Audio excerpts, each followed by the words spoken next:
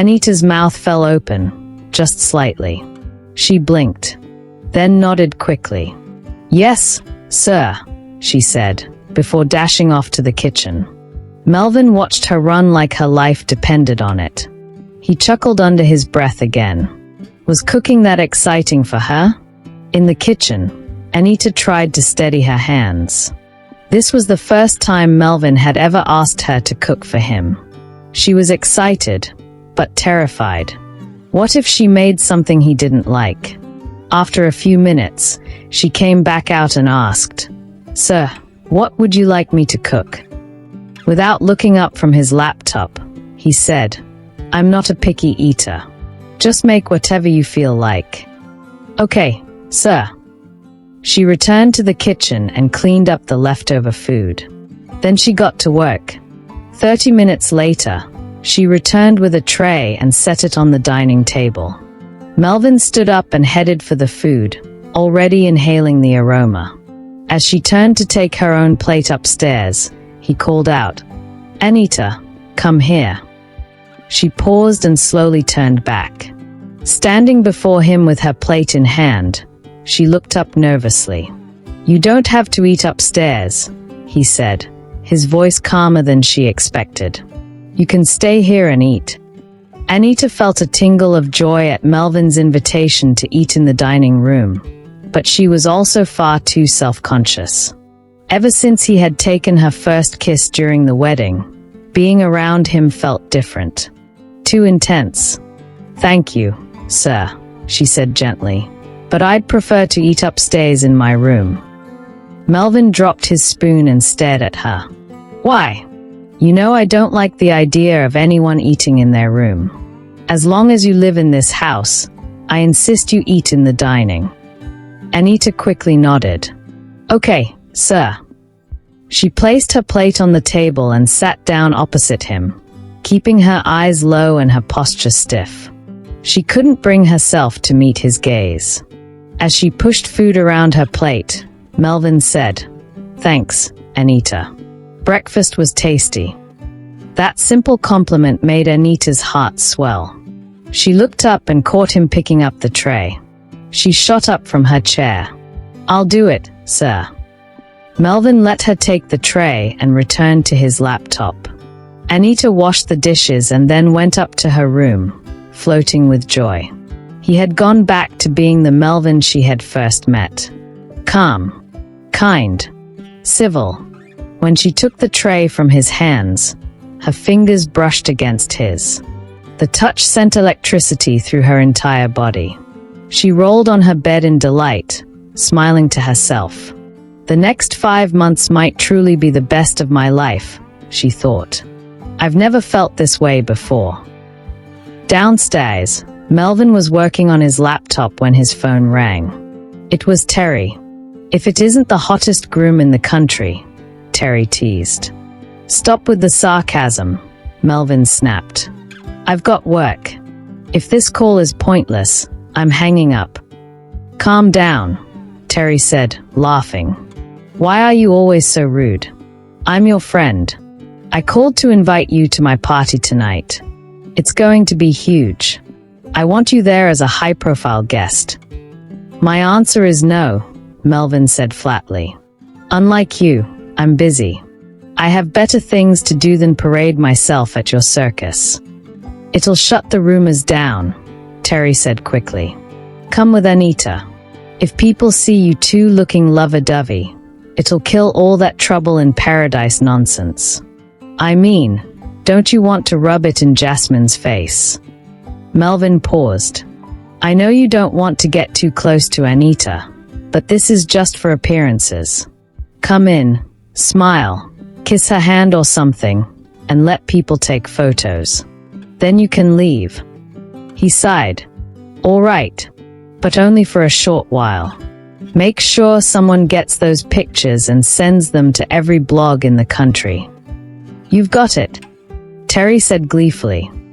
Melvin thought about Jasmine. If she saw the pictures, would she feel a sting of regret? Good. That's what she deserved. He called out, "Anita." She rushed out of her room and came down the stairs, slightly out of breath. "Don't run like that," Melvin said. "If you fall down the stairs, you could get badly hurt. And I don't want that." "Okay, sir. I've heard," she said softly. Leaning back in his chair, he added, "We're going to a party in 4 hours. Get ready. Don't forget your wedding ring. Look flashy. Remember, we'll be acting like a couple in public. Do you understand?" "Yes, sir. I understand." As she walked back to her room, Anita's heart pounded. A party? Together? Was he going to kiss her again, like at the wedding? A few hours later, Melvin went up to his room to get ready. Meanwhile, Anita was staring helplessly at her wardrobe. What exactly does flashy mean? She finally spotted a silver-colored gown embedded with shimmering stones. It was beautiful. She just hoped Melvin would find it suitable. She powdered her face, applied red lipstick and black mascara, then picked out black heels and a matching clutch. She tied her hair neatly at the back and sat on the edge of the bed, ready 30 minutes before the time he'd given her, though she didn't want him to know that. Finally, there was a knock on her door. "Are you done?" Melvin asked. "Yes, I am," she replied quickly, grabbing her purse and heading to the door. Melvin waited at the door, adjusting his watch as he heard Anita descending the stairs. His eyes lifted, and for a few seconds, he couldn't look away.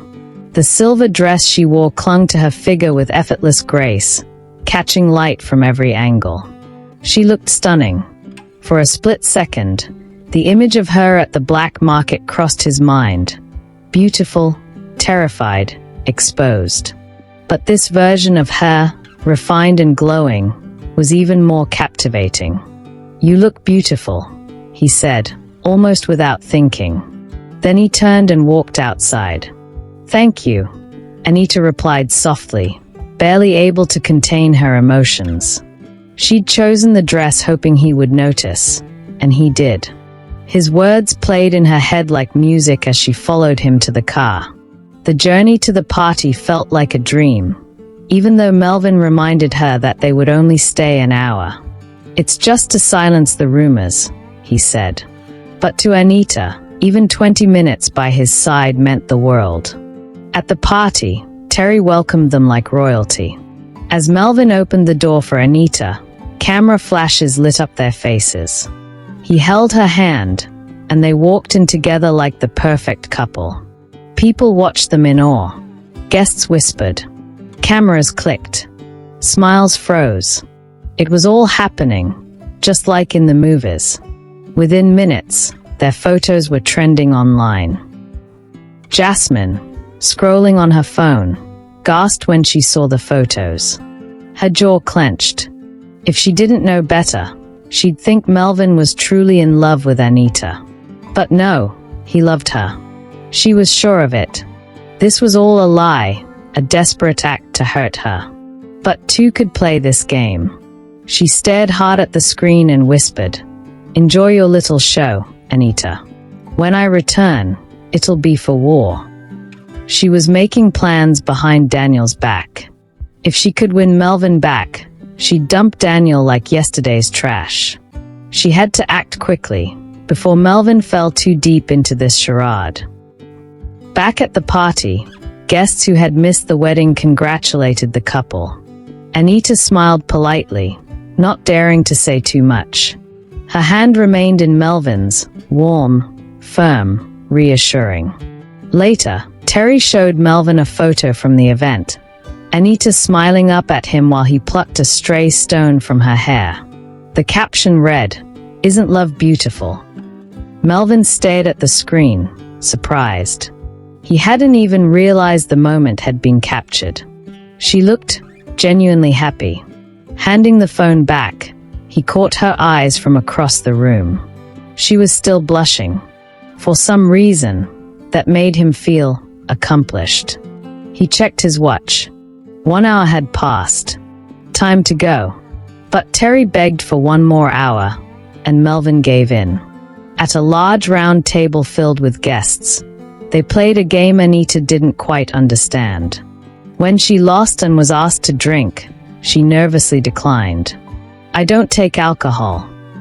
"I'll drink on her behalf," Melvin said, lifting his glass. The crowd whooped with laughter and cheers. Terry grinned. Anita turned crimson. Then Melvin spotted the paparazzo he'd seen before. The man was about to take another photo of them. Without warning, Melvin leaned in and pecked Anita on her cheek.